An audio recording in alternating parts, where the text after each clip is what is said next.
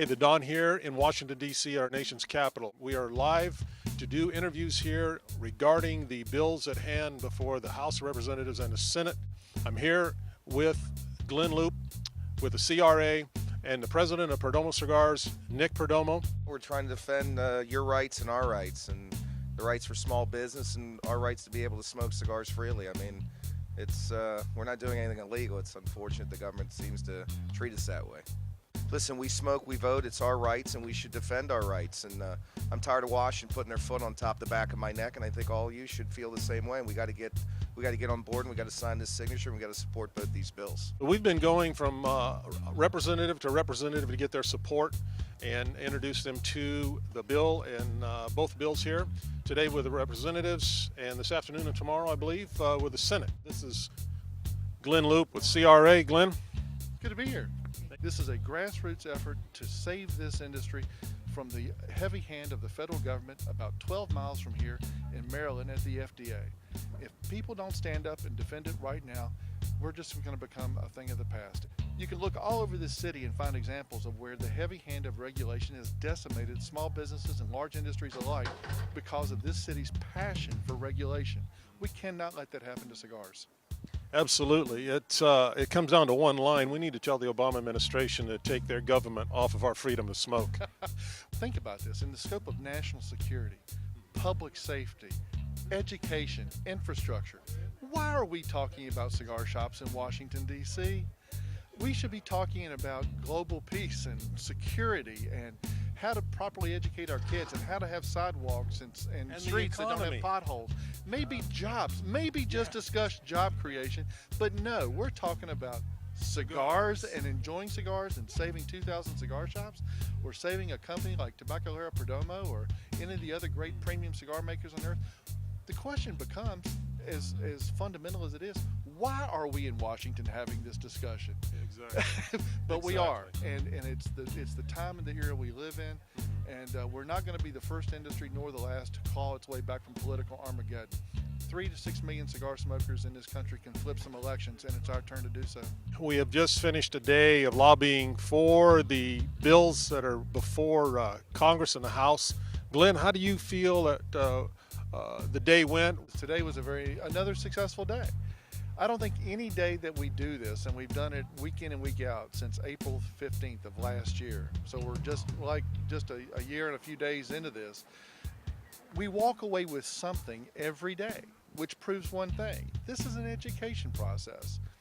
These members of Congress, their respective staff, have never heard from the cigar business in this context. They've definitely never heard from the premium handmade cigar business. Mm-hmm. So when you go in and you start educating them about the differences in this industry, the nuances of this industry, how this does not conform to the congressional intent for why they passed FDA regulation of tobacco in the first place, that's a message they've never heard before. And so it starts to resonate. And when you put it in a small business context, when you put it in a context of Nick Perdomo being a fifth-generation cigar maker, Rocky Patel being an entrepreneur, Lito Gomez being an entrepreneur, then you go back to a George Padron, third and fourth generation cigar makers, it starts to tell a story that this hill has never heard before. This morning we met with 4, 5, 6 from the Alabama congressional delegation. Then we meet with both members of the United States Senate, their respective offices for the state of Alabama.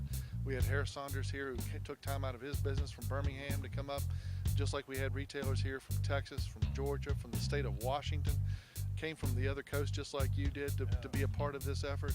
To have retailers come in we're doing this week in and week out. So we've got a different batch of states coming in next week, a different batch of states coming in the next, another round of retailers. Marvin Samuel from Drew Estate will be on his way in here right now. And tomorrow we have our first meeting inside the U.S. Food and Drug Administration.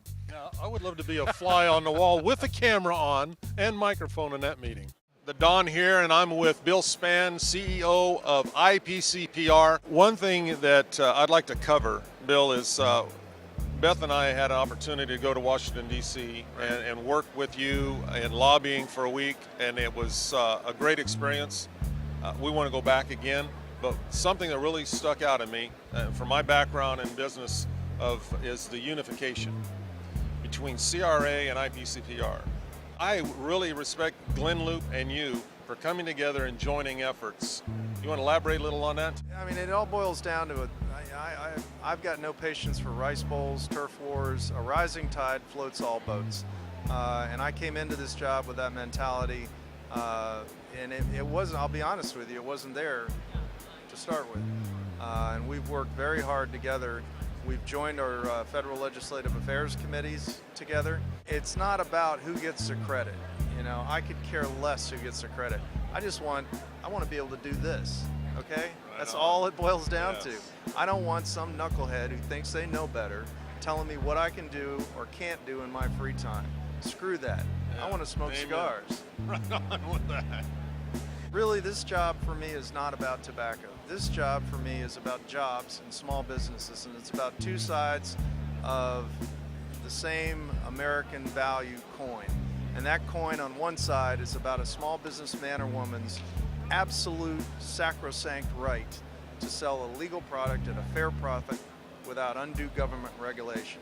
And then on the other side of that coin, it's about an educated consumer, an adult consumer, having the same right to enjoy these fine artisan products, okay? That's what our country was founded on, and I will not rest. I will not let some liberal take that away from me. There are 85,000 American jobs at stake here. There are 85,000 American jobs in the premium cigar industry, and the fact that the FDA, in their arrogance, would, in this economy, would do anything other than help those mom and pop Main Street stores survive and thrive, much less do anything to hurt them. It's absolutely, we have a representative form of government. We voted for those men and women to go to Washington. They should be protecting our rights. They should be protecting your rights as a business person to sell your product and make a fair profit, support your family. We're not talking about fat cats and wealthy people here. We're talking about small 4 and 5 employee stores, Main Street America, and that's what this country is founded on. We have a right. We have a right to smoke. We have a right to be in the cigar business. We have a right for the whole industry to exist. Capitalism will remain in the United States of America, and the cigar industry is all about capitalism.